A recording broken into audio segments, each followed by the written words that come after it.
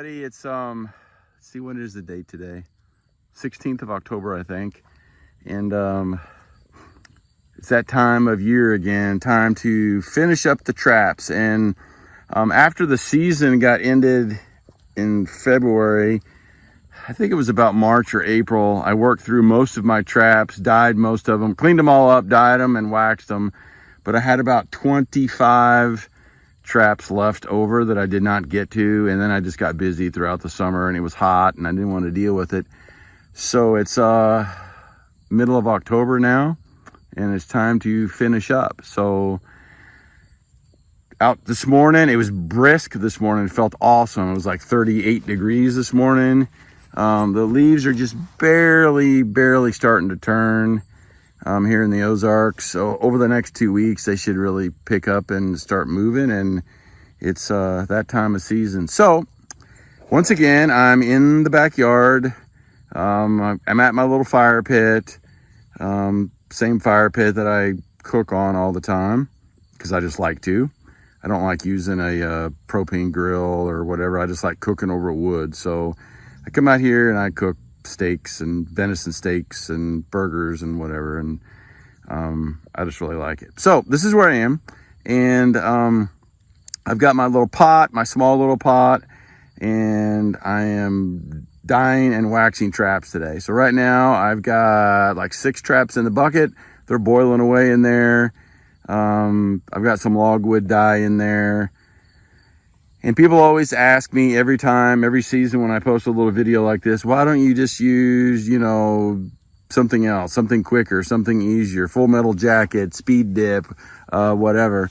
And I think those things probably are great. I've not had a lot of experience with them, but there's people that paint their traps. There's people that, use Full Metal Jacket, use Speed Dip, use whatever. And I think it's totally up to you. I mean, whatever you like doing, whatever you feel confident in. This is just the way I like to do it. I like to do it the old-fashioned way. So old-fashioned that I'm doing it over a fire. I'm not even using like a fish fryer or anything, just because I like to. I like to sit out here in my chair and overlook the mountains, listen to the roosters, and listen to, whatever else is going on, and just boil up my traps, dye them, and then wax them. And so that's what I like to do. I feel confident in my traps when I dye them and wax them, and I think it does a pretty good job protecting them, makes them a little faster, I think, with the wax. And I just like to do it. And it's kind of, again, reminds me of my childhood, basically doing this with my dad. My dad's long since passed, and I miss him every day. But sitting around our little farm in the Ozarks, using logwood, or not logwood dye, but using black walnut husk to dye traps in a pot. That's what it was, right? And then to use some wax and then get ready to go out and catch fur when I was probably 11 or 12 or whatever, 10, whatever age it was that I started really kind of trying to trap more. I'd done a little bit of trapping with my father prior to that, but it was mainly him doing stuff like with raccoons and, basically nest predators, just trying to keep the turkey population, or giving the turkey population a chance, because, we were poor and we were harvesting deer and turkey and rabbits and living out of a garden. And once a year we'd butcher a hog or a steer, and that's basically how we lived. Hey, Athena. Athena, the trapping dog, just showed up. Hello, Athena. How are you? So yeah, it kind of takes me back to those days, which were fantastic days. Even though we didn't have any money, but it was amazingly good days. And I just kind of like doing it this way. So I'm out here this morning. I'm on my second batch of traps. I've only got 25 traps to do, 27, whatever it is. And it's a beautiful morning. It's probably, 45, 50 degrees out now. So it's beautiful. The sun's out. There's just a slight little bit of breeze, but not much. And it's just a perfect morning to be working on traps. So what do I got going here? I got my pot. I'm boiling traps. I'm using logwood dye just because it's so much easier. And for $3 you can buy a package of it and, you know, get through a couple dozen traps. It's just easier than black walnut husk. I've got some wood on my fire pit, and I'm using an old grate out of an old oven that my pot is sitting on. And then I have a small little like little metal drum, and it's cut in half, and that's what I'm using as my pot. I get 6 to 8 traps in there at a time, which is about perfect. And then once I get them there, I take them over here. I'm just sitting them on this towel right here because they're, you know, okay, coming out of there, they're all hot and steamy. And I'm sitting them here just to kind of dry off and cool off. And then once I get everything dyed, I'll get this pot off, and then I'll put my next pot on, which has got wax in it. And I'll melt that wax up using the same method, just using a fire. And then I'll slowly wax all of them and be done. And you know, I'll let these boil for 30 minutes or so at a time, and I can go and do other things and do whatever I need to do. And then I'll come back and, you know, get the next batch in, and then go do something else, get the next batch in. It's fall, there's plenty of stuff to do.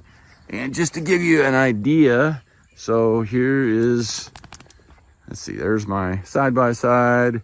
Right over there, if you can see, is my chicken house. Right over there is my shop. Right up there is my house. So you can see I'm just basically behind the house, shop, chicken house, wood pile. There's an old deer feeder that's all halfway busted up because the bears keep busting it up. So I put it up here, and it helps keep the squirrels out of Daniela's bird feeders. And it also helps keep the raccoons out of my chicken house, which is right up there. And every time I put the deer feeder down in the bottom where the food plots and stuff are, the bears busted up. So I just don't do that anymore. It's the last feeder I have. The rest of them are all broken, and that one's mostly broken, but it still kind of pseudo works. And that's it. Everything else, this is just the yard that I'm mowing, and then this is my land back here, and up on top of that hill is National Forest. That's where the National Forest starts. And that's what we're doing.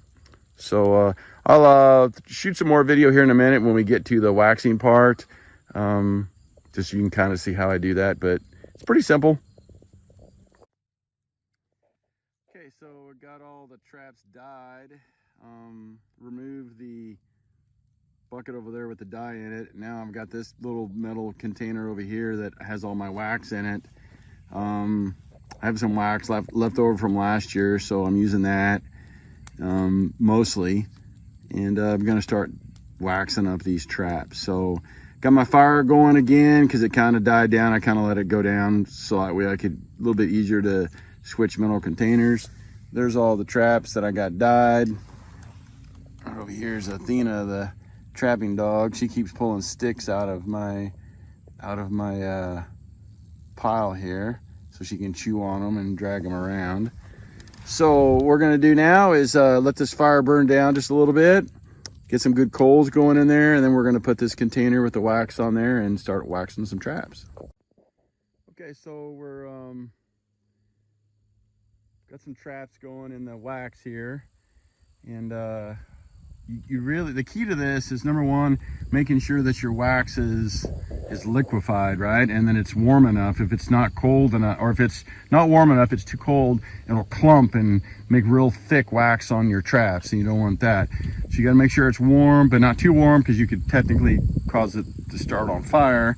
So it's something that you just kind of gotta see and experiment with, and you'll kind of figure it out pretty quickly of where it needs to be.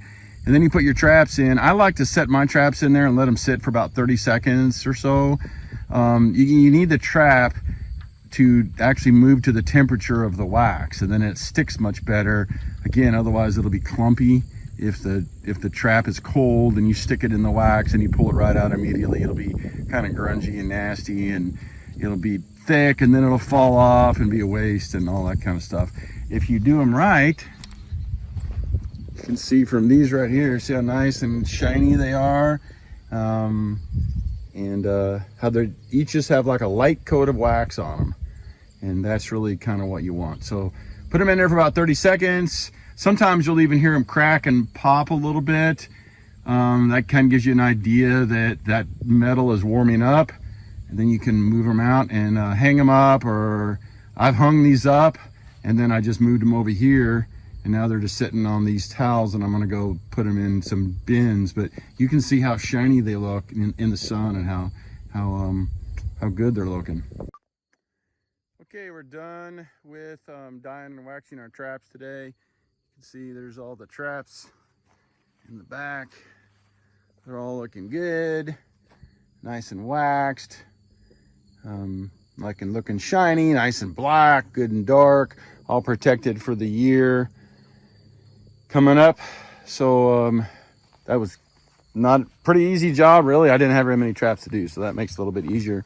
One of the questions that sometimes I get is, what do you do with that wax? You can see the wax is a little bit darker colored.